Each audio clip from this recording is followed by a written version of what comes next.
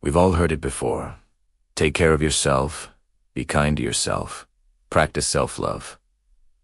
Sounds good in theory, right? But let's be honest, most of us have no idea how to actually do that. It feels awkward, maybe even a little fake, to interrupt that constant stream of self-criticism and replace it with patience or compassion. For so many of us, it is far easier to take care of someone else than it is to treat ourselves with that same kindness. So, here's a trick, a little mental exercise that can completely shift the way you see yourself. Imagine this. You're not just taking on your daily responsibilities. You're also in charge of a small, fragile, super sensitive 5-year-old version of yourself. Picture it everywhere you go. This little kid is tagging along.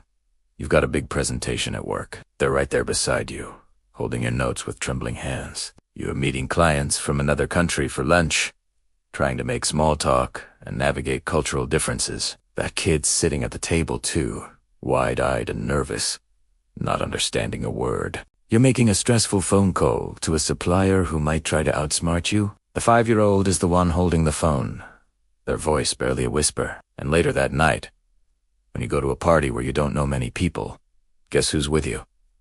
Yep, that same little one. They're supposed to walk into a room full of strangers, mingle, make friends, and then figure out how to get home on a crowded, noisy late-night train. Now, from our adult point of view, none of this seems like a big deal. This is just life. We've gotten used to it. We push through.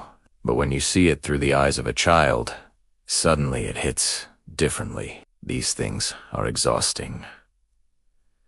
They're scary. They're overwhelming. And the truth is we've forgotten how tough it really is. That's why we put on our masks. We power through. We tell ourselves, I'm fine, I've got this.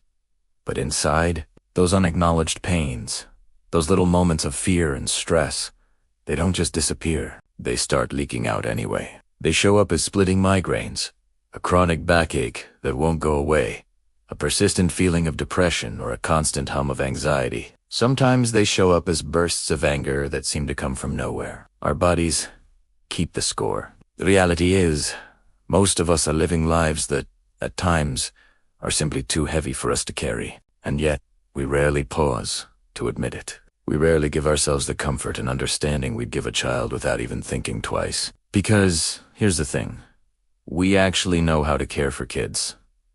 We are experts at it. We know when they're tired and need a nap. We know when they're hungry and need a snack. We know when they're feeling overwhelmed meeting someone new, or when they're absolutely terrified before a performance. We rush to comfort them.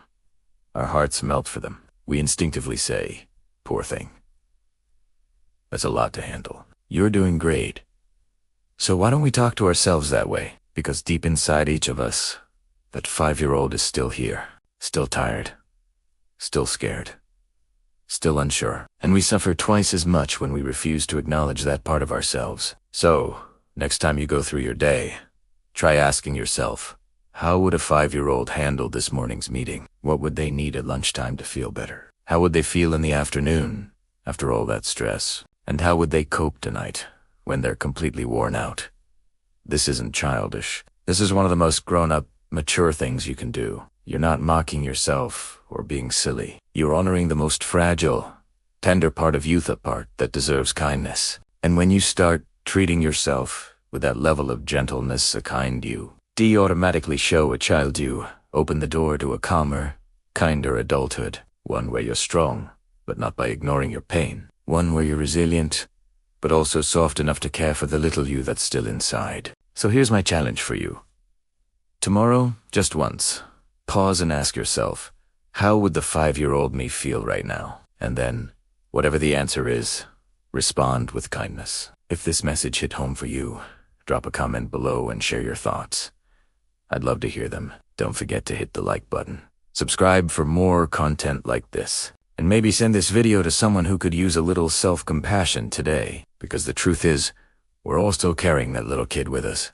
And the sooner we start caring for them, the better our lives will be. Thank you for watching.